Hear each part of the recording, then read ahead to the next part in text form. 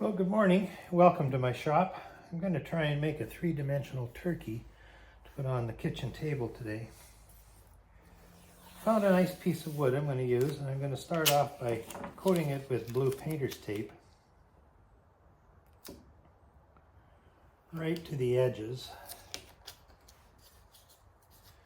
And then I'm taking this pattern, and there's a fold in it, and I'm going to make that fold, and with adhesive, spray adhesive, I'm going to be attaching that pattern onto this block of wood. I found that once the pattern is in place with the self-adhesive, if I put on a layer of packing tape, clear packing tape, it helps sort of semi-lubricate the scroll saw blades so that they go through the wood a little easier.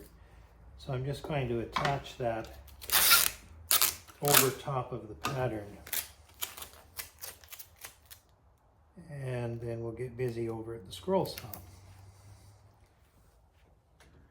Well, I'm over at the scroll saw now. My eyesight isn't what it used to be, so I'm going to be using this magnifier. I found that's a little easier. And let's get started. We're going to basically cut out the leg part there, the open spaces. We'll do that first, because that makes it a little bit easier later on.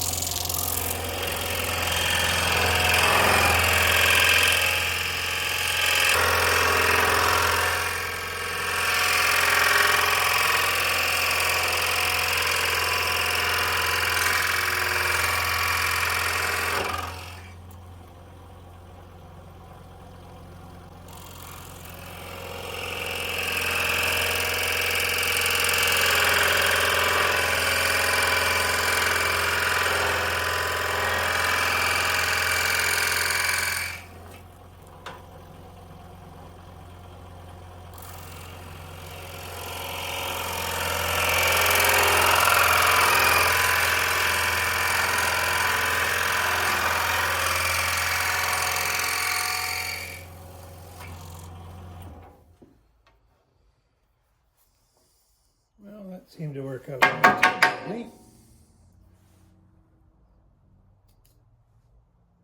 Once that part has been cut out, I want to make sure it stays in place. So I'm going to put another piece of clear packing tape over that to hold that in place so that I don't lose it for when I get into the other side of the pattern.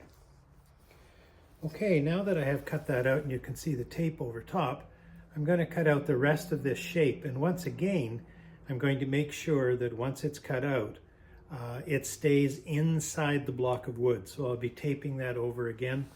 I'll get back to you once I've cut out that shape and taped it.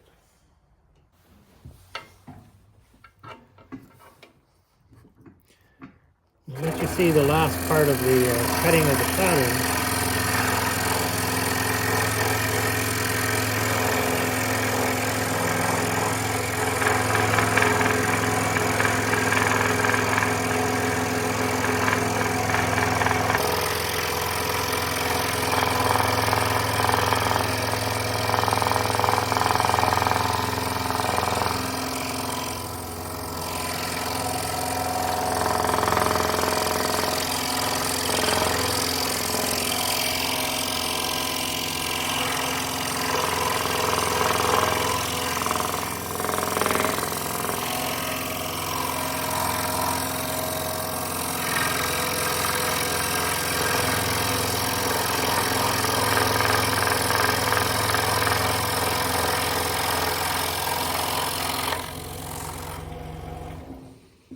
Okay, now that that pattern is cut, excuse me, I've got to take the packing tape and make sure that it stays within the block. So now that that is secure and it's inside the block, you can see the other side of it here. Now we take and turn the block on its side, and we're going to finish cutting out the rest of this major part of the pattern.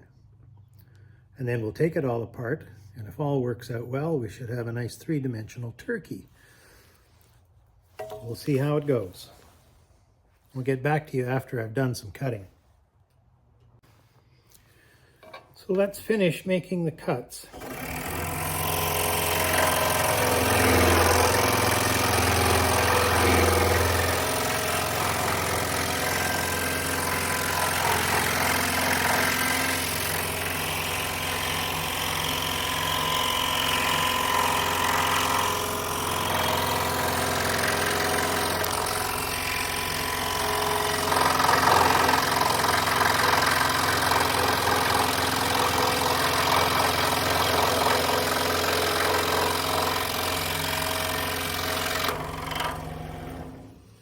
All right.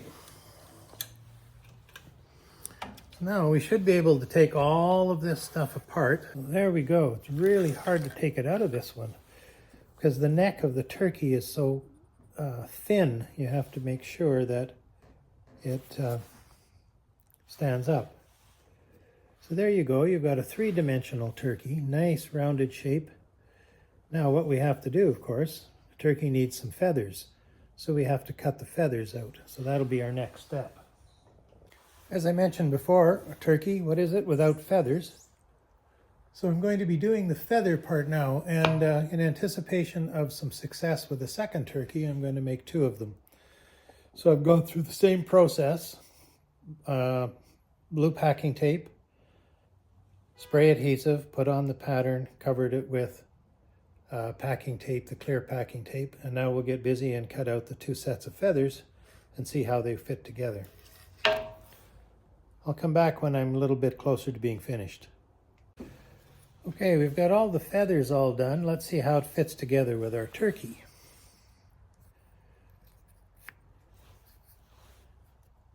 And there we go. 3-dimensional turkey, compound cut. I used the contrasting wood for the feathers. So I'll probably just put an oil finish on it and then put one of these in front of everybody's table at Thanksgiving. Now it's time to make another one. Hope you enjoyed it.